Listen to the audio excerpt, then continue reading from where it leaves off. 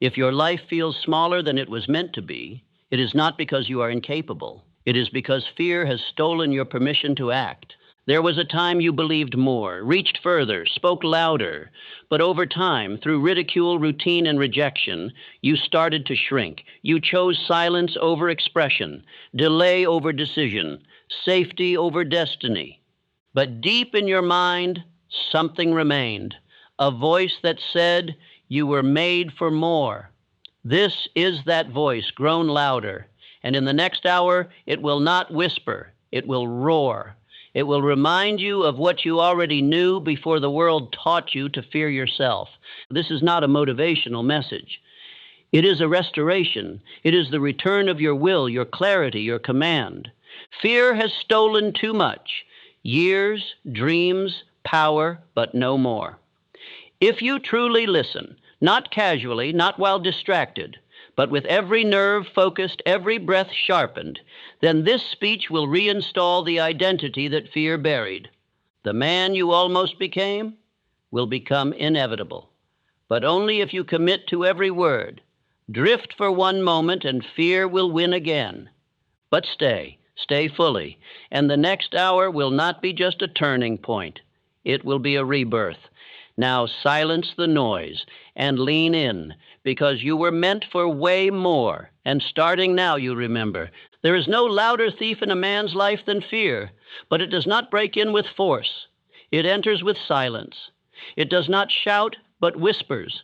It convinces the man to wait, to calculate, to choose later over now, safety over daring, doubt over decision, and by the time that man realizes something has been taken, it is already too late. Years have passed. The fire has cooled. The aim has drifted. And though his body is still young, his courage has withered like a leaf ignored by the sun. The greatest losses in life are not caused by opposition, but by the man himself when he begins to accept the language of limitation. Fear does not need to kill your dream. It only needs to persuade you to delay it. The man who says not yet today will say maybe someday tomorrow. And the man who says maybe someday tomorrow will one day look back and call his entire life almost. I have sat with powerful men whose names built industries, whose minds turned dust into empires. But I have also sat with those who could have done the same and didn't.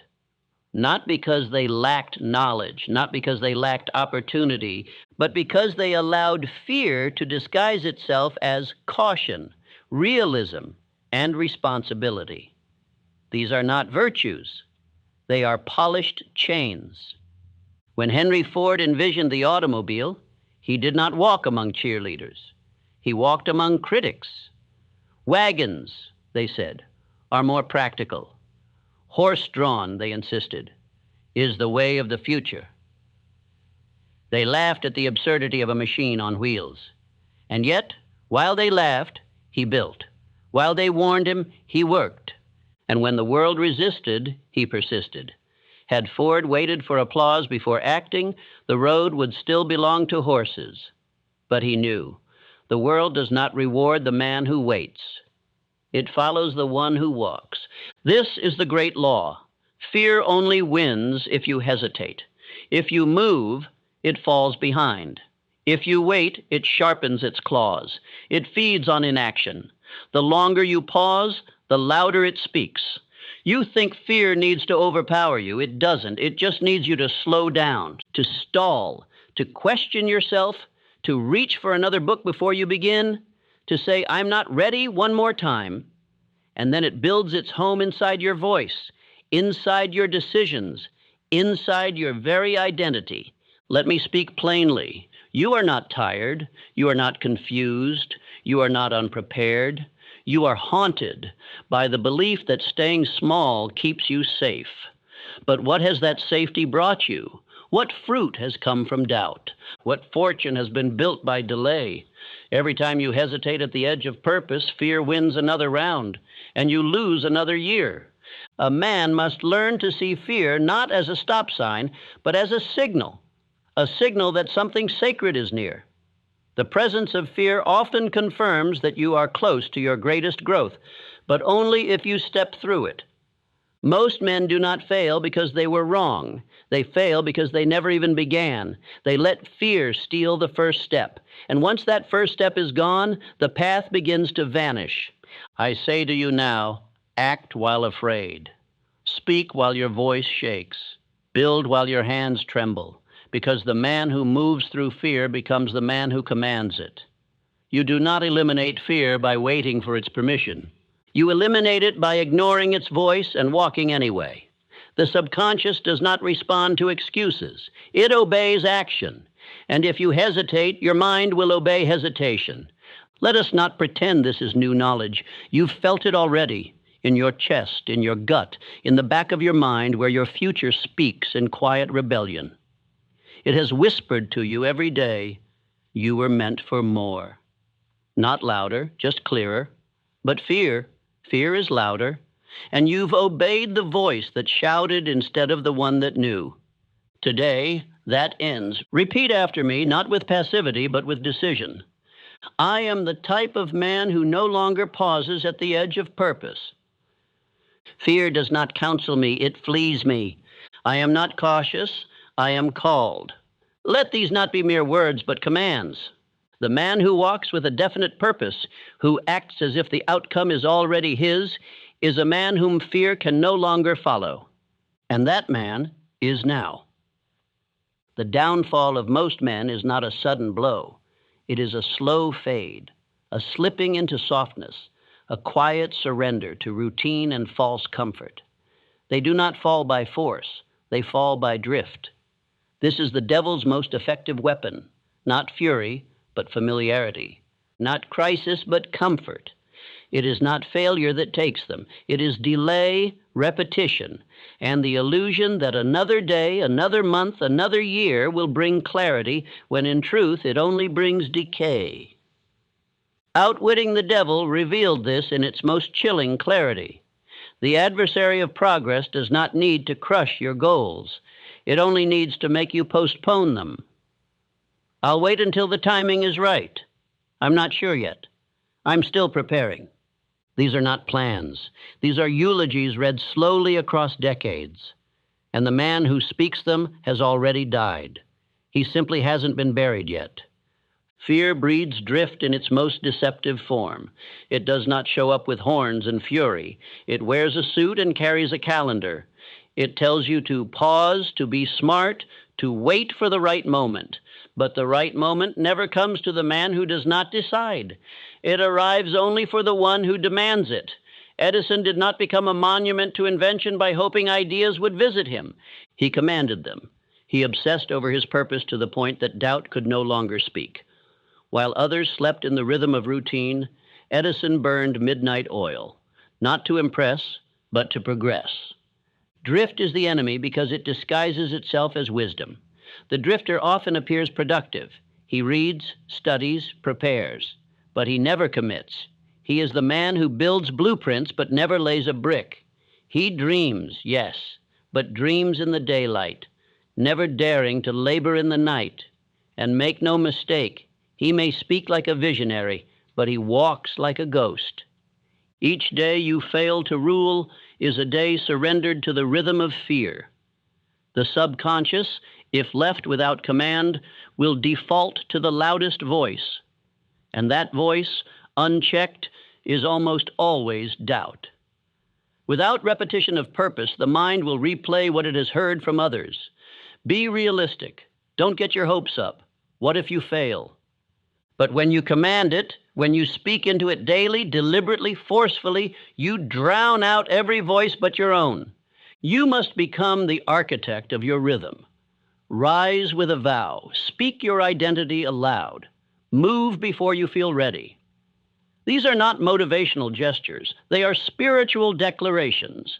If you do not anchor yourself to purpose each day, you will drift into the tides of fear, and those tides do not lift. They pull you under slowly until you mistake motion for direction and breath for life. Let me be clear. No man drifts toward greatness. No empire was ever stumbled into. It is forged by men who interrupt the rhythm, who build new patterns of thought, who speak and act with the intensity of one who knows that death comes not at the end of life, but at the end of purpose. Every man must make this choice daily. Will I drift or will I dominate? Will I wait or will I walk? Do not confuse survival with success. The man who drifts may breathe, but he does not live. Now take these words and do not whisper them. Declare them. Speak them as if your future hangs in the balance, because it does. I am the type of man who interrupts the drift. I destroy delay before it begins. My days do not repeat, they ascend. I lead my thoughts, they do not lead me. Like I do not drift, I decide. These affirmations are not poetry, they are programming. They are bricks laid each morning, each night, in the foundation of a mind that refuses to sleep while destiny waits. Speak them until they are no longer statements but habits. And once they are habits, you will discover what few men ever do. That drift was never your default, it was your neglect. And now the drift ends. Before the world told you what was impossible, before you were warned to be realistic, and before fear was painted as wisdom, you dreamed. Not as an exercise, but as a natural expression of who you were. You saw yourself building, leading, creating. You saw the stage, the mountain, the empire. You saw yourself great. And let this be understood clearly now. That vision was not a mistake, nor a child's wandering mind. It was a blueprint, divine, unmistakable, and designed for you and you alone. Great men do not dream because they are bored. They dream because they are called. And in your earliest years, before the world instructed you to shrink, you were still close enough to the divine to hear that call clearly. The boy who saw more, who reached without apology, who imagined a destiny far greater than his surroundings. That boy was not foolish. He was faithful. Fear entered not when you failed, but when someone told you to be careful, when someone said, be realistic, and you listened. That is when the corrosion began, a corrosion of spirit, a blurring of the inner eye. The voice of authority declared the path to greatness too risky, too far, or not for people like us. And slowly, the divine blueprint was buried under adult fears, social programming, and the cautious tones of those who had long abandoned their own potential. Let us consider Andrew Carnegie, not as a tycoon, but as a boy who arrived in America poor, unknown, unconnected. Yet within him, from the earliest age, burned the image of wealth, not for its own sake, but for what it could build, influence, and create. He never surrendered that vision. He held it closer than certainty. And that image, protected, repeated, obeyed, became the very fuel that carried him beyond the wildest expectations of the world around him. Not once did he allow the common sense of others to rewrite the dreams of his boyhood, because he knew what is planted early is planted by something greater than circumstance. The tragedy of modern men is not that they dream too big, but that they abandon the dream too soon. They permit the grind of daily life to file down the edges of vision until only a dull shape remains, unrecognizable, unlived. The man who once saw himself commanding, building, leading, now whispers apologies for wanting more. Not because he lacks ability, but because he forgot what he once knew as a child. I say to you now, return to that boy. Sit with him. Listen to what he once saw without fear. You may be surprised to discover that the vision still lives, even buried beneath years of neglect. For the subconscious never forgets, it only waits. It waits for your command, your declaration, your return to belief. And when you return, it will rise with fire. You must stop treating your childhood dreams as fiction. Begin to treat them as instruction, as if your Creator whispered a glimpse of what was meant for you before you were old enough to argue. And that image, if held and honored, has the power to rebuild a life of purpose, direction, and daily fire. So now I give you this challenge. It is not a task, it is a return. Go to a quiet room, sit, close your eyes. Do not think, remember. Remember what you wanted before the world taught you to fear wanting. Was it to speak before crowds, to build towers, to write, to lead, to create, to heal, to move mountains with your words or hands? Let it rise again. Let the picture take shape.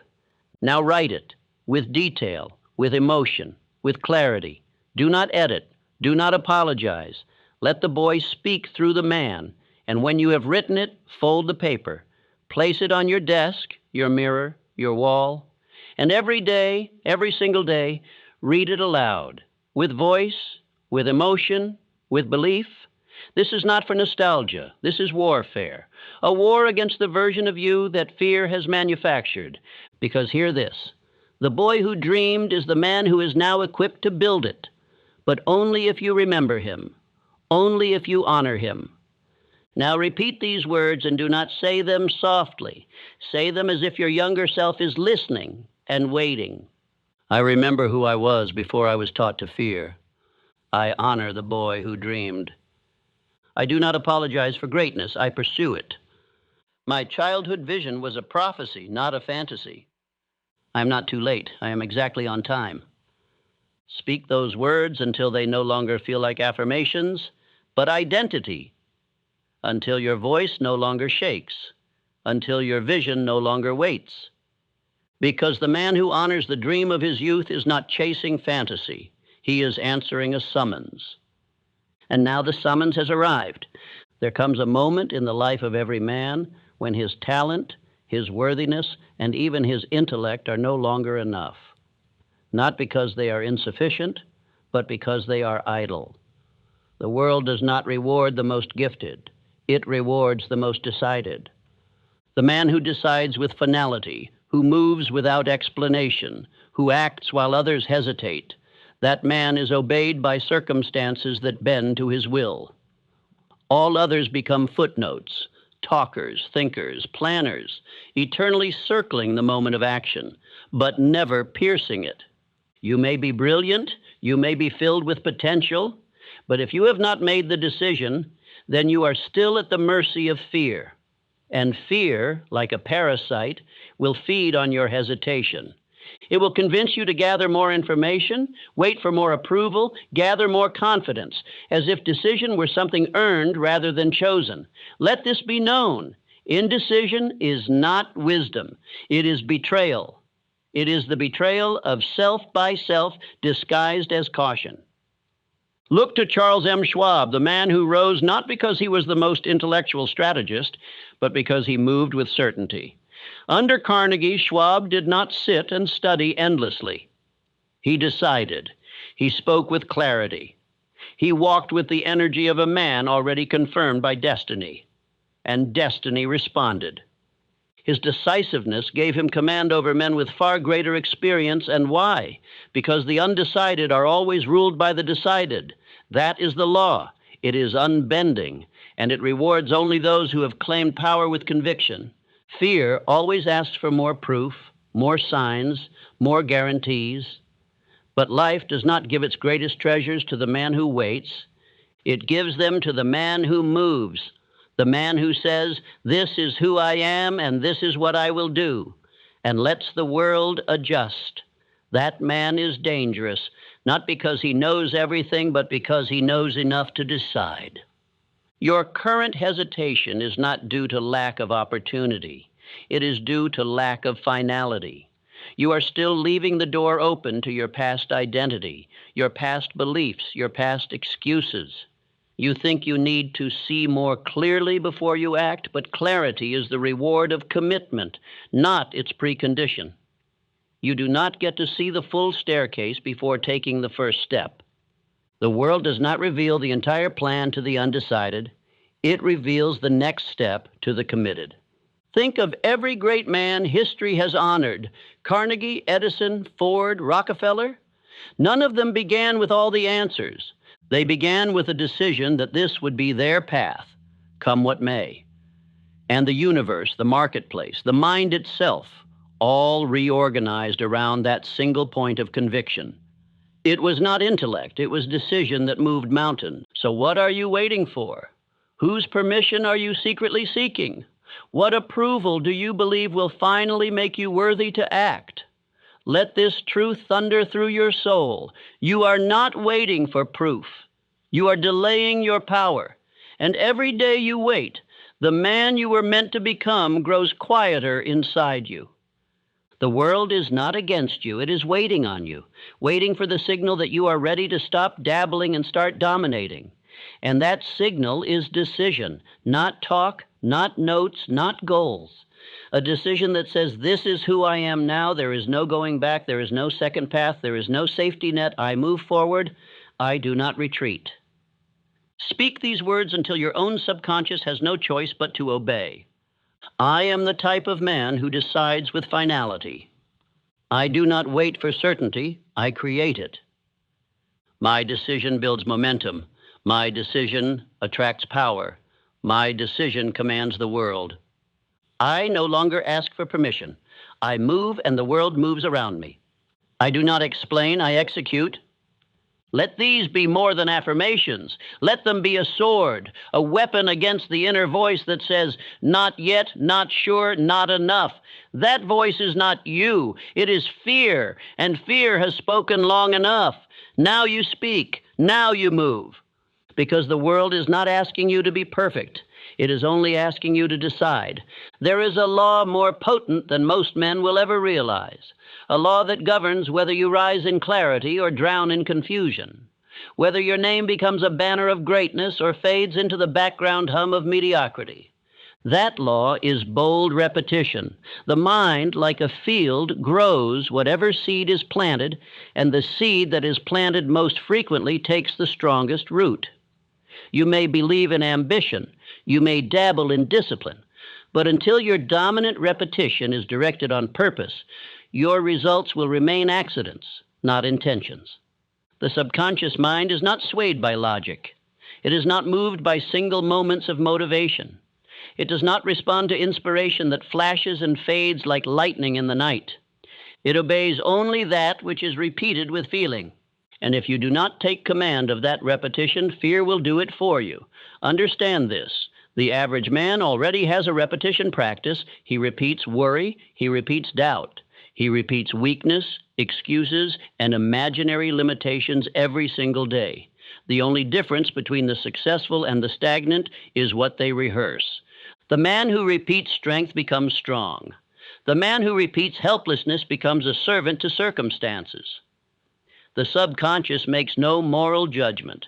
It does not discern between greatness and mediocrity. It merely obeys. And it obeys the voice it hears most often, especially when that voice is charged with emotion. Elbert Hubbard understood this law well. He did not surround himself with motivational slogans or aimless encouragement. He repeated creeds, declarations of intent, codes of self-command, statements of identity that pierce through doubt like a sword. He knew that to live deliberately, a man must speak to himself with the authority of one who has already arrived.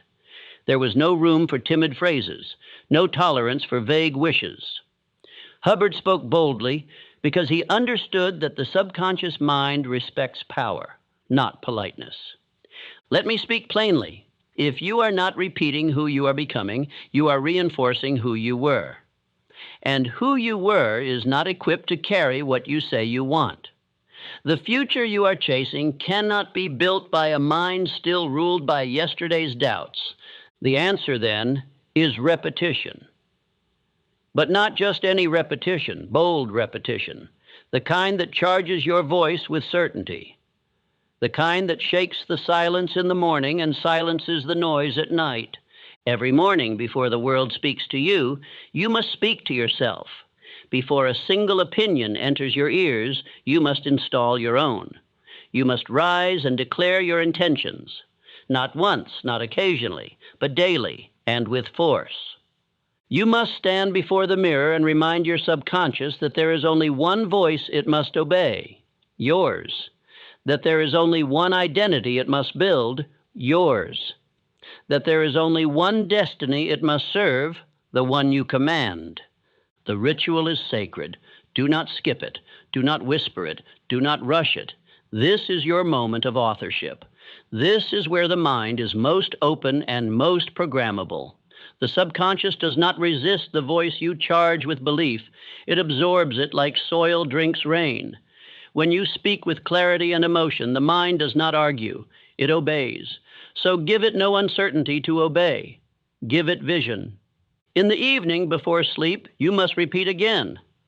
For as the body rests, the subconscious works. And what you last tell it will be the instruction it follows in the night. Do not let the final words of your day be, "I'm tired," "I hope tomorrow is better," or "we'll see." These are the whispers of a man drifting. End your day as a man who decides. Speak boldly. Tomorrow belongs to me. I am the man who wakes in command.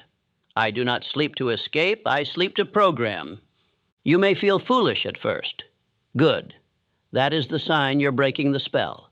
That is the sign you're no longer drifting. Most men have rehearsed weakness for so long that strength feels foreign. But keep going. For in time, your voice will not sound strange. It will sound like home. And your mind will stop resisting. It will start building. Now take these declarations. Speak them not as suggestions, but as laws. Feel them in your chest. Let them move through your body with power. I am the type of man who walks with certainty, even when the path is unclear. I command my thoughts. They do not command me. I am the master of my morning and the author of my night. I speak life into my vision every single day. I am the type of man who rises before the world and decides who he will be. My voice trains my mind. My mind directs my world. I do not wait for belief. I speak until it obeys. My daily repetition builds a reality that no doubt can destroy. I am the type of man who does not flinch. I affirm with fire. There is no fear where my voice reigns. Repeat these in the morning before the world speaks to you. Repeat them in the evening before doubt tries to reclaim you. Repeat them when you are strong, and repeat them when you feel weak, especially when you feel weak. Because repetition in weakness is training. Repetition in comfort is maintenance. You are not here to maintain. You are here to rise. Let this law govern you now. Let repetition no longer be random but deliberate. Let the words you speak become bricks in the foundation of your future. Let your voice become the architect. Because the man who repeats with purpose becomes the man who walks in power. And no man walking in power ever begs the world to notice him. The world will notice, because the world has no choice but to respond to a man who speaks his identity into being, boldly, daily, and without apology. Fear is not always loud. It does not always scream or shake or knock at your door in the form of panic. No, the most dangerous form of fear, the kind that steals destinies and rewrites futures into regrets, comes dressed in the language of logic. And it says, be careful. It whispers, not now. It recommends, wait until everything is certain. And it nods, ever so calmly, when you retreat from the very thing your soul was commanded to do. This is not fear as you were taught to recognize it. This is fear disguised as caution, as balance, as prudence. It wears intellectual clothing. It speaks with the voice of reason. It sounds like friends. It mimics mentors. And worst of all, it often sounds like you. You call it thinking it through. You call it planning. But in truth, you are not thinking. You are rationalizing a delay that has lasted for years. Great men knew this enemy well. John D. Rockefeller, one of the most calculated visionaries to ever breathe, was warned by nearly every advisor he had not to invest as boldly as he did during financial downturns. They called him reckless. They said he lacked caution, yet years later, these same men would follow his moves, copy his patterns, and call them genius. Why? Because success proved him right, and fear had only disguised itself as wisdom in their mouths. Rockefeller had what few men possess, the ability to hear the mask behind the words. He knew when logic was truly logic and when it was just fear in better clothes. Understand this: fear is a shapeshifter. It knows it cannot always frighten you into submission, so it pretends to be your counselor. It sits on your shoulder and says, "Be smart, don't rush." It quotes statistics. It offers stories of others who failed. It reminds you that you have responsibilities. It plays the role of the careful planner, and in doing so, it delays action, just long enough for your fire to cool, your focus to fade, and your former habits to reclaim the throne. You must learn to spot this imposter. You must examine every thought that tells you to pause and ask it this question: is this true wisdom or just a well-dressed fear? Because there is a time for planning. There is a time for thoughtful delay. But the man who wishes to rise must admit that most of what he calls waiting for the right time is simply cowardice with good posture. Let us speak plainly. You will never be ready. The stars will not align. The conditions will never all be in your favor. There will always be one more piece of information you could gather, one more book you could read, one more opinion you could seek. And if you listen to that voice long enough, you will die as a man who almost did something great, and the world does not reward almost. This is the trick of fear. It does not aim to stop you with force. It aims to delay you with questions. What if it doesn't work? What will people say? What if I'm wrong? Shouldn't I be smarter about this? These are not inquiries. These are chains. And every time you pause to answer one, you are reinforcing their power. The answer to these chains is simple, though not easy. Act anyway. Act even when the answers are not clear. Act especially when your vision is loud but your confidence is quiet. Act when the voice of fear tells you to wait for better timing, because when you move forward in spite of fear's whispers, you do not just defeat it, you expose it. It is better to fail boldly than to succeed while hiding. For bold failure is growth, but hidden success is a prison. The man who moves without guarantees becomes the man who commands his future. And the man who waits for guarantees, he becomes the man who obeys his past. Affirm this truth within yourself, not once, but daily, until your mind accepts it as law. I am the type of man who moves without guarantees. I do not wait for certainty. I build it. I call fear by its name and act anyway. I am not cautious. I am called. My wisdom is in motion, not delay. Write these down. Speak them aloud. Let them become more familiar than your fears. Let them be the vocabulary of your rising. Your greatness will not arrive in a neatly wrapped opportunity. It will not come after 10 more years of waiting for the right moment. It will come when you speak your command louder than your caution. When you look fear in the eye and say, "I see you, but you do not rule me anymore." This is not recklessness. This is not arrogance. This is faith. Faith that your calling is not an accident. Faith that you were not given this vision merely to sit on it like an unused inheritance. Faith that the man you are becoming is already within you, and he is sick of being delayed by your polite negotiations with fear. Let your next step be the boldest one you've taken in years. Let fear flinch at the sound of your resolve. Let your logic be rooted not in fear's voice, but in faith's instruction. Because in the end, history does not remember the man who waited. It remembers the man who moved. There is a tragic misinterpretation that has lived in the hearts of men for far too long. The idea that pain is a sign they are on the wrong path. That when delay comes, or when betrayal visits, or when loss breaks into a man's life uninvited, it must be because he has erred, because he is cursed, because fate has turned against him. But this is not truth. It is a lie born of misunderstanding the nature of greatness. For pain is not punishment, it is preparation.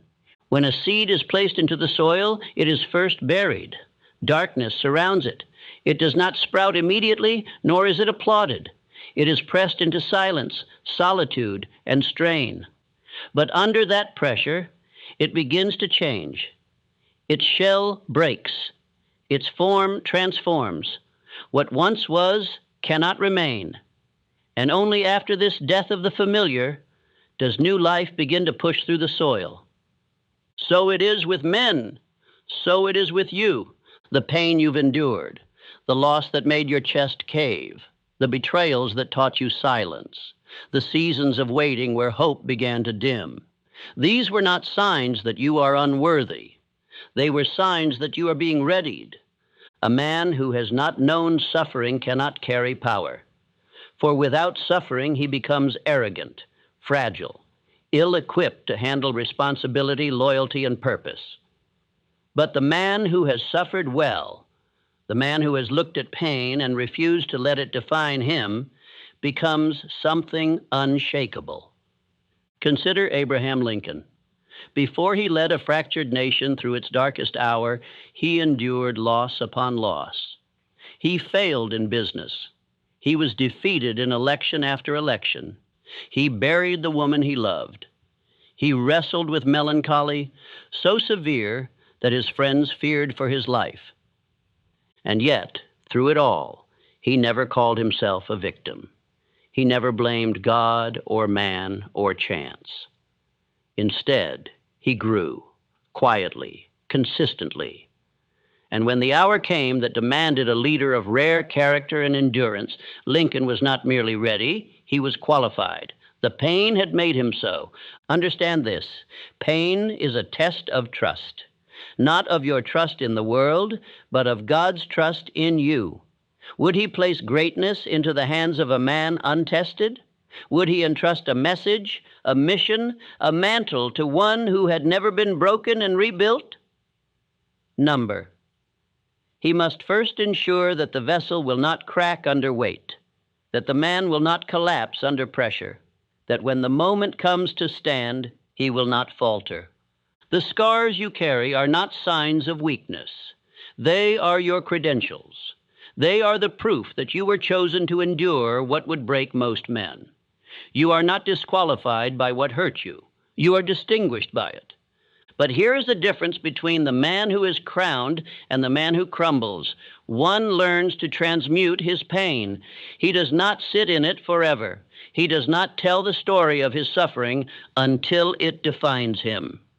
Number, he uses it, he studies it, he extracts power from it, he writes down the lessons, he speaks from the scar, not the wound.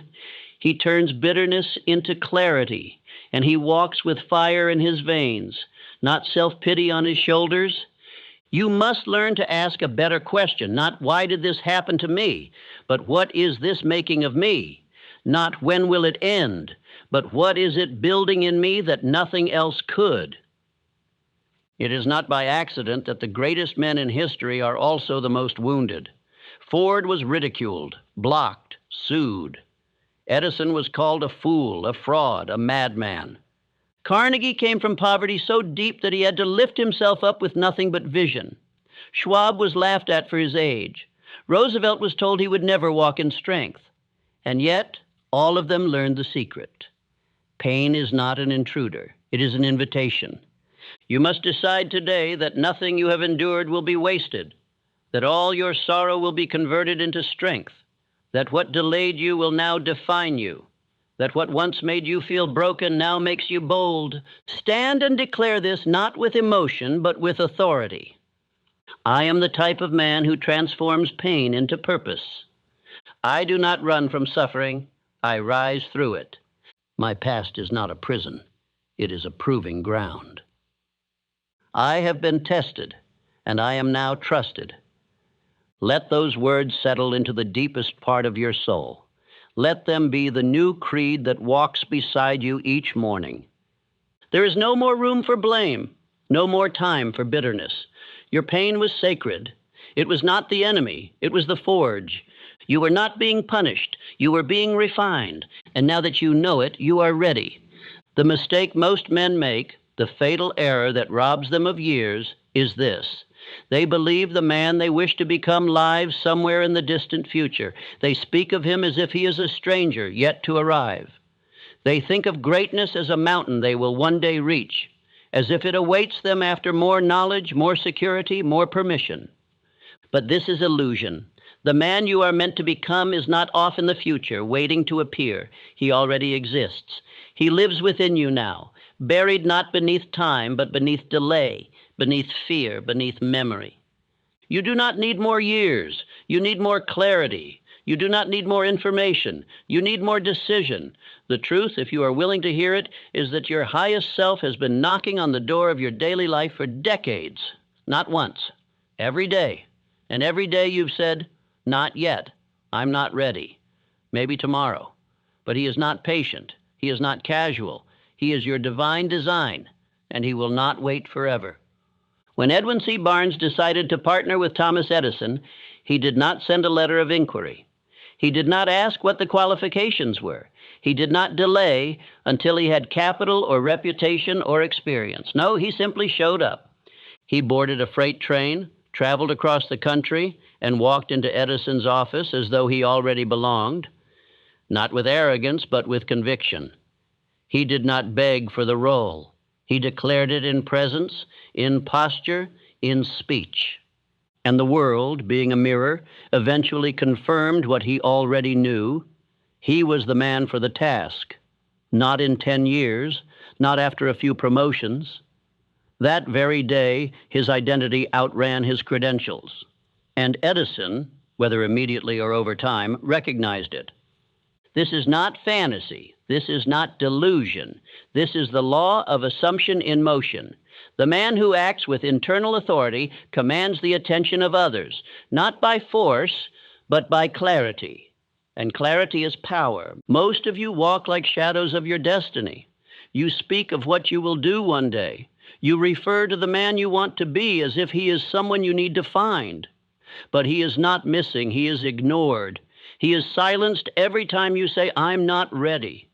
He is buried every time you hesitate at the moment of motion. And he dies a quiet death every time you betray your own voice for the comfort of other men's opinions. You cannot afford this any longer. Not now. Not after what you've learned. The man you are meant to be is not becoming. He already is. You are not creating him. You are simply revealing him by the choices you make today. This is not a matter of faking it. Number.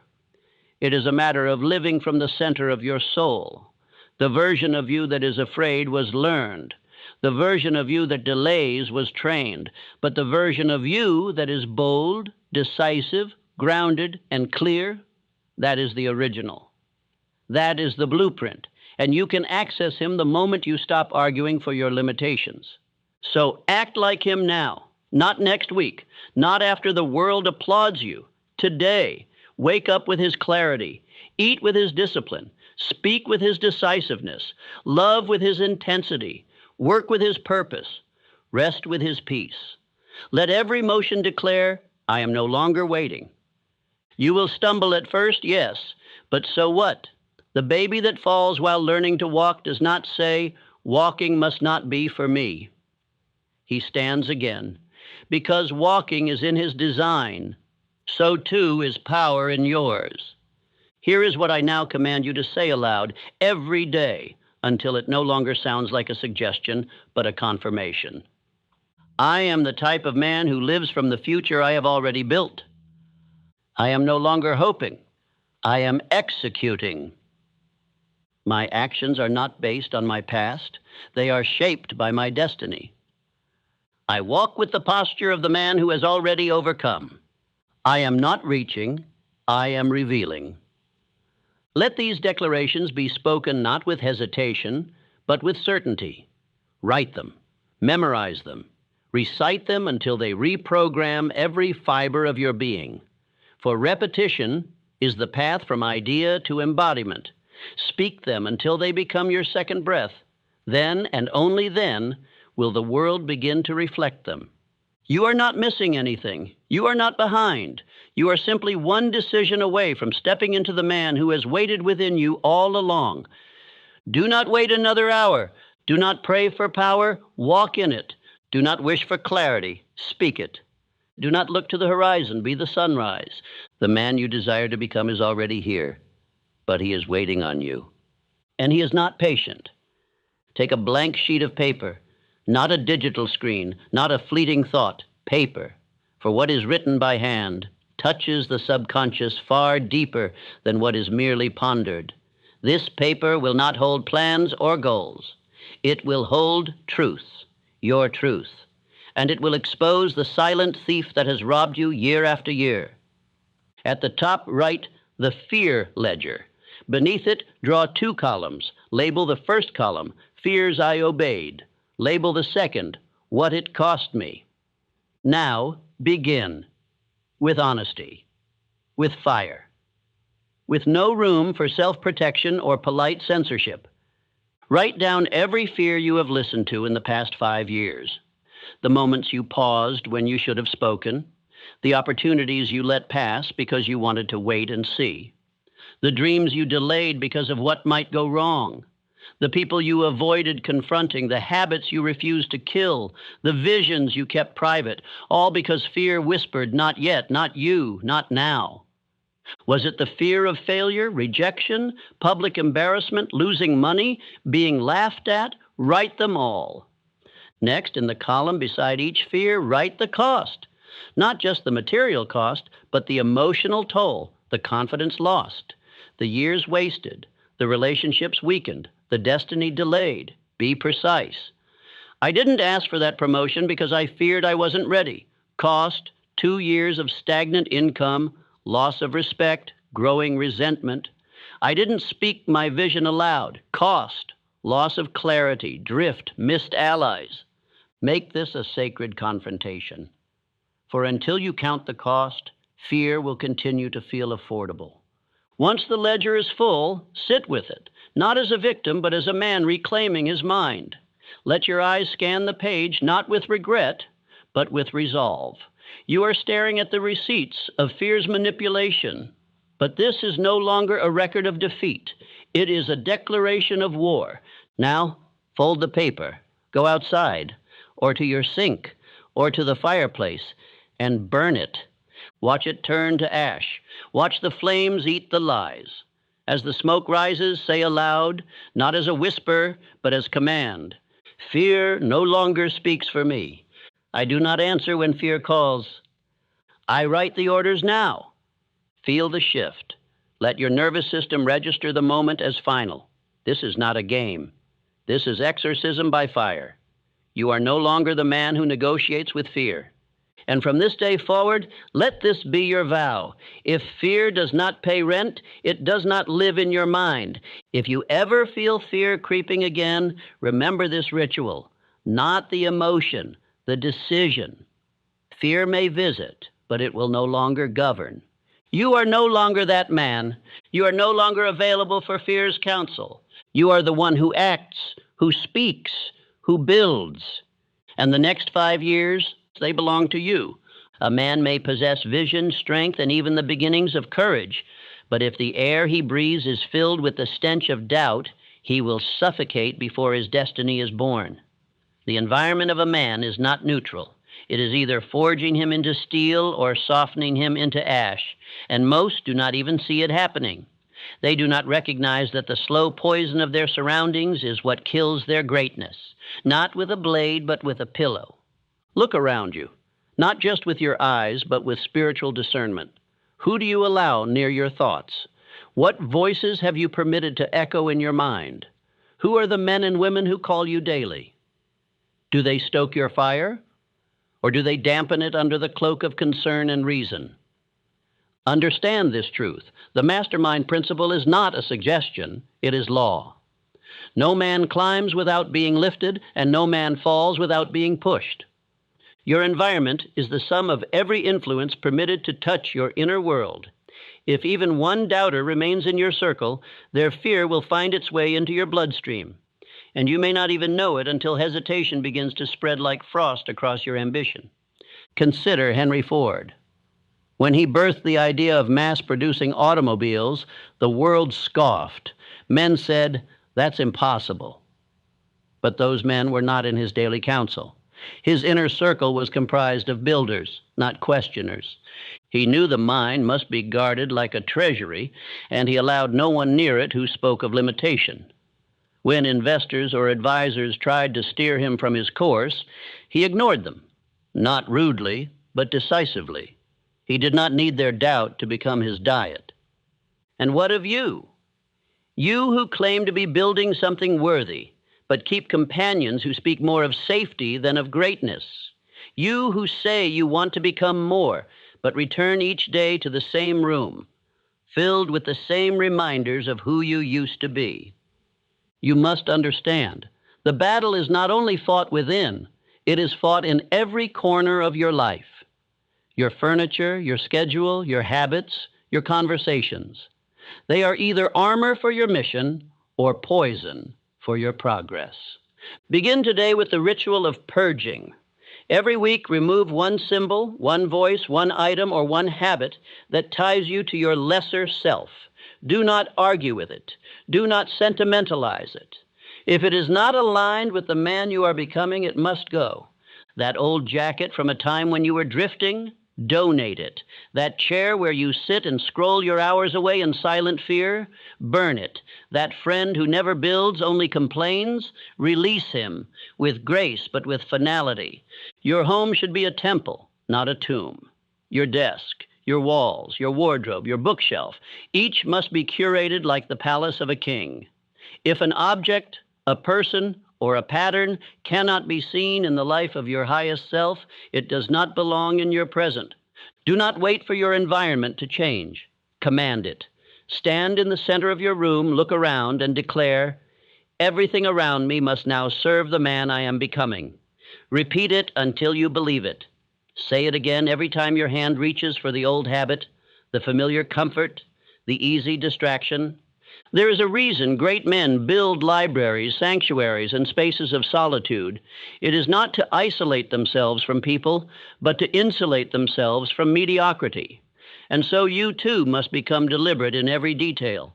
When you rise in the morning, what greets you? When you walk into your workspace, does it breathe clarity or does it sigh confusion? Fear thrives in clutter. It survives in chaos. But fear dies in the presence of order, intention, and vision. Let your very surroundings whisper back to you, "We are ready for greatness." Are you? Affirm this as you command your space. I do not tolerate reminders of my past self. Everything around me reminds me of where I'm going. My environment bends to my mission, not the other way around. Repeat these aloud.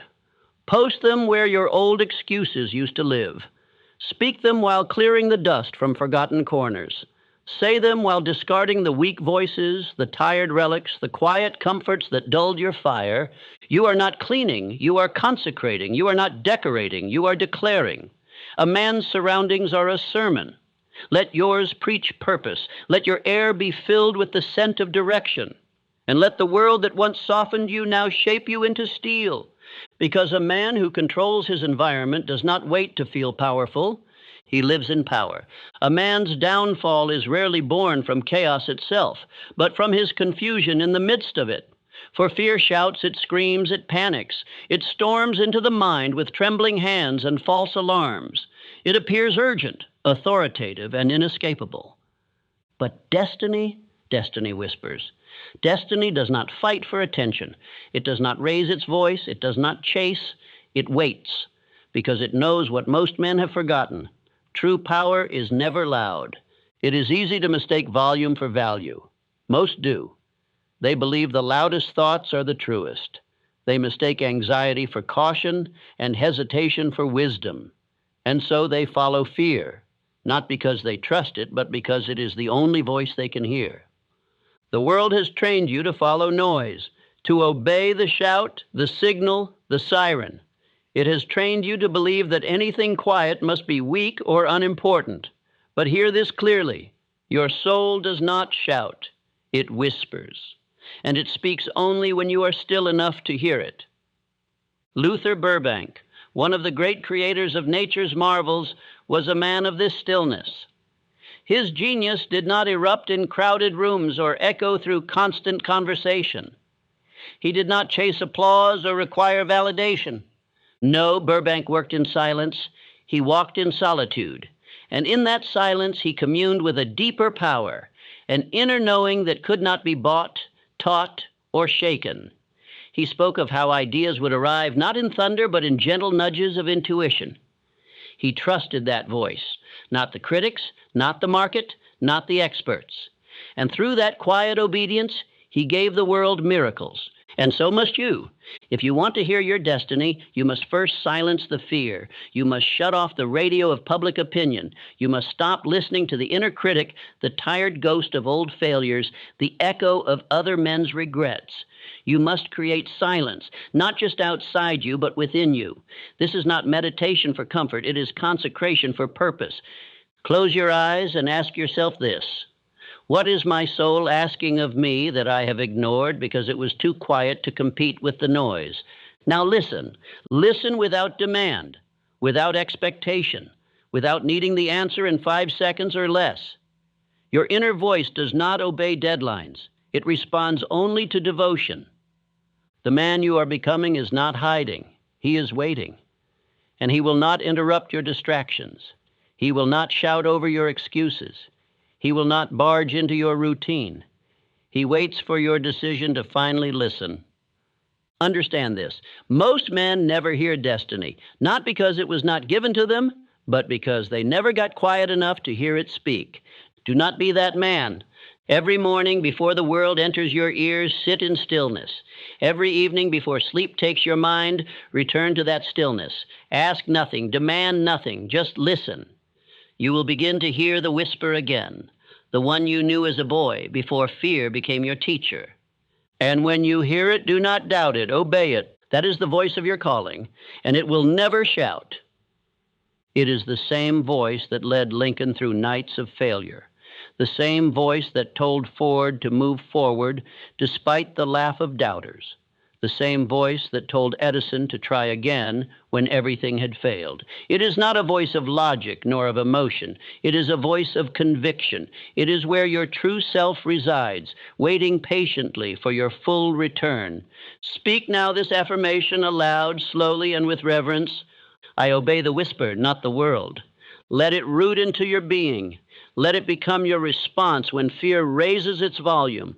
Let it guide your actions when everyone else is screaming for you to quit, to pause, to turn back. The loud path leads to the crowd, but the quiet path, it leads to greatness. You were never meant to be ruled by noise. You were meant to command from within. There are no kings made in a single day. No empires rise because of one act of greatness. And no man ever walked in mastery without first repeating the motion of mastery long before the world believed it. Repetition, not explosion, is what creates the royal. It is not the flash of effort, but the rhythm of identity, declared and declared and declared again, that forges a life worth remembering. You do not become great once. You do not arrive at confidence once. You do not choose faith once. You choose it daily. You repeat it not because you forgot, but because the world will try to convince you otherwise. It will whisper, "You're not him." It will nudge, "You're not ready."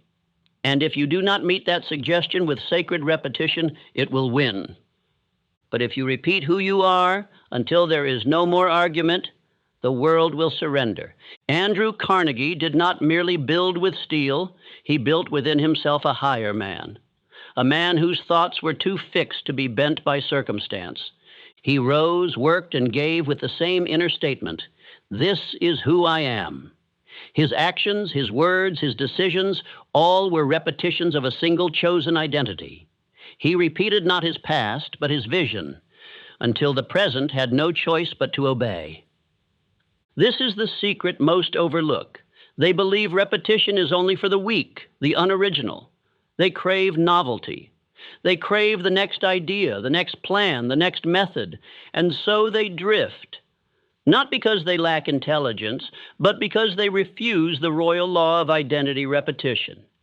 The man who repeats his powerful self-image becomes that man. And what of you? Have you built the habit of declaring who you are, even when results say otherwise? Have you chosen your words and repeated them until your subconscious believes there is no other option? Have you made your daily declarations sacred, You must begin to speak your future until the present surrenders. You must rise in the morning and say aloud, not as motivation, but as identity law, I am the man who executes. I am the man who no longer delays. I am the man whose thoughts create movement. I am the man who becomes royalty through repetition. And do not stop. Speak it in the shower, in the car, on your walk, before you eat, before you sleep. When you rise in the night and feel doubt knocking, respond with declaration. This is not empty ritual. This is installation.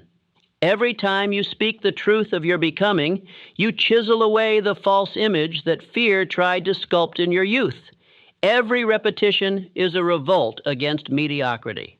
And listen to this closely. Even if no one believes you yet, even if the world mocks your words, even if your voice trembles and the mirror laughs, repeat anyway.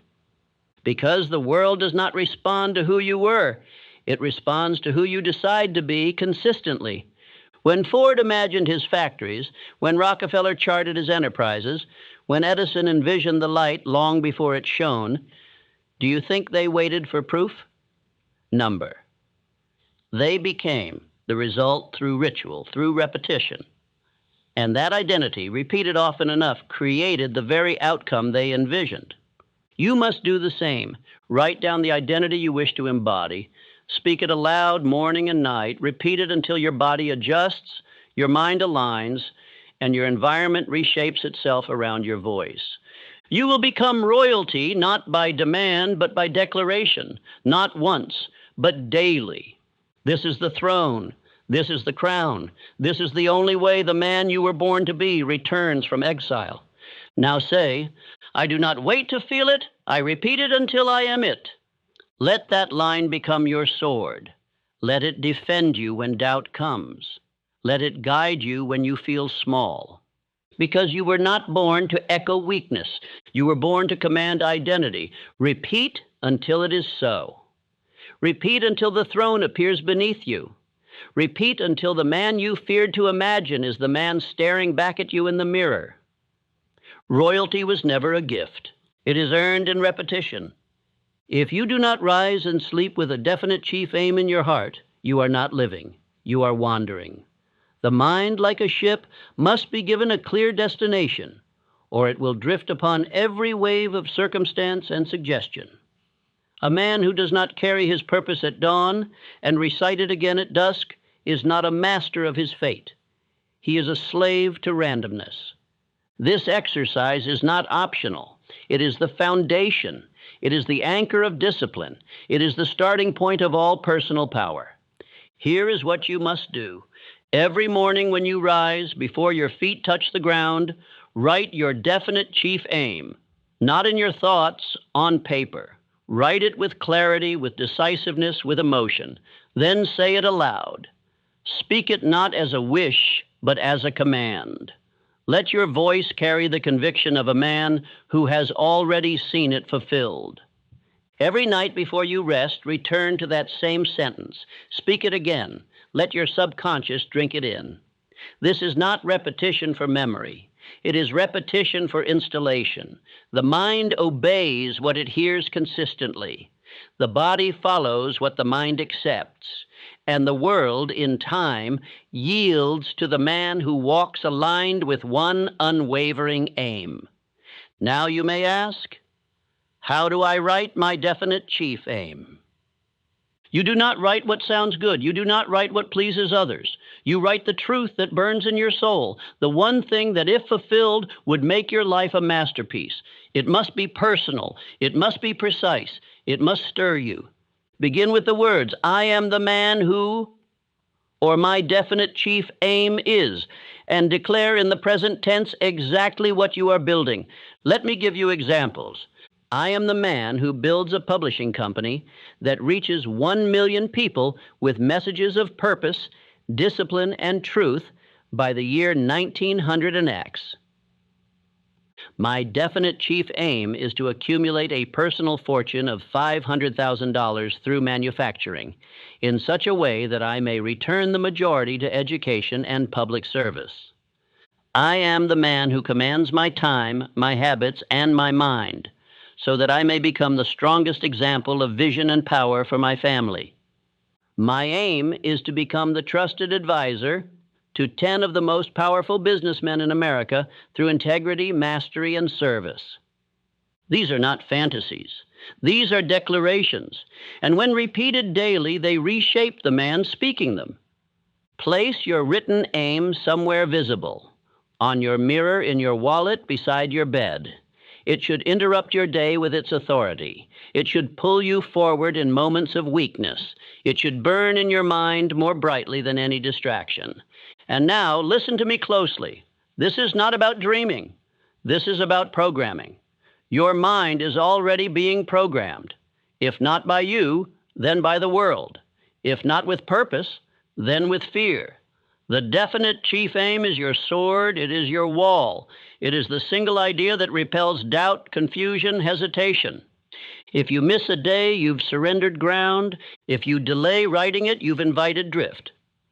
But if you do this with full heart, daily, unbroken, you will rise one morning no longer needing to believe, because you are the man who lives it. So begin tonight.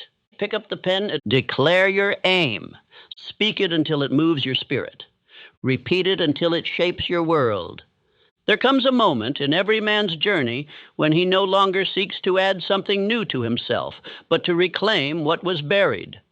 For too long, the listener has believed that he must become something else, chase something far, or accumulate traits he lacks.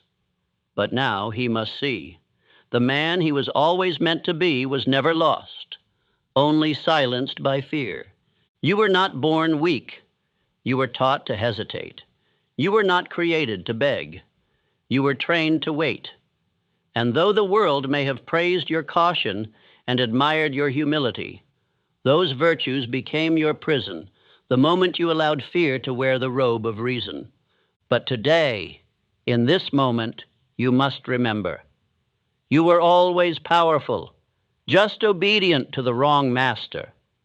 The thoughts you suppressed, the actions you delayed, the decisions you postponed, those were not faults. They were betrayals, not of others, but of your birthright. For you were born with the seed of greatness. And fear, clever and patient, did not steal it. It merely distracted you long enough for you to forget it was there. But hear this now. You are not at the beginning. You are at the return. And returns carry weight, momentum, fire. They are not timid. They do not ask. They restore. This is your restoration. You must understand this clearly. The power you desire, the boldness, the decisiveness, the certainty, already lives in you. It does not require a new year, a new teacher, or a new opportunity. It requires only that you stop negotiating with fear and begin commanding from purpose. You do not need more time. You do not need more signs. You need only to remember. You must walk back to the throne you abandoned, not with shame, but with strength. You must return as the rightful ruler of your mind, your speech, your movement. Look back not with regret, but with recognition. Every delay, every doubt, every detour, these were not curses. They were classrooms. They taught you the cost of silence. They trained you to hate hesitation. And now, because you have known drift, you are qualified to walk with direction. Rockefeller did not begin with applause. Barnes was not welcomed into Edison's inner circle overnight. Carnegie was not crowned by others. He declared himself, moved accordingly, and the world aligned in time. You must now do the same. No longer wait to feel ready. No longer seek permission. No longer bow to the voice that says not yet. It is now or never, and you were not made for never. Write your words, speak your aim, burn the old ledger, walk into rooms as though they belong to you. And if your voice shakes, let it. If your hands tremble, raise them anyway. The future does not require perfection. It only requires presence. Let these final affirmations be etched upon your mind. I was never small, only silent. You were not weak. You were unpracticed. You were not less. You were just lied to by a world that fears men who rise without apology. I do not ask anymore, I declare. You will not knock politely on the door of destiny. You will walk through it boldly, for it was made for you. Fear once ruled me, but I returned, and now I rule. This is your vow, your reminder, your restoration. You have not become someone new. You have returned to the man you were always meant to be. Let the world watch. Let fear whisper. Let delay tempt. You will not turn around. You are no longer available for anything less than full power.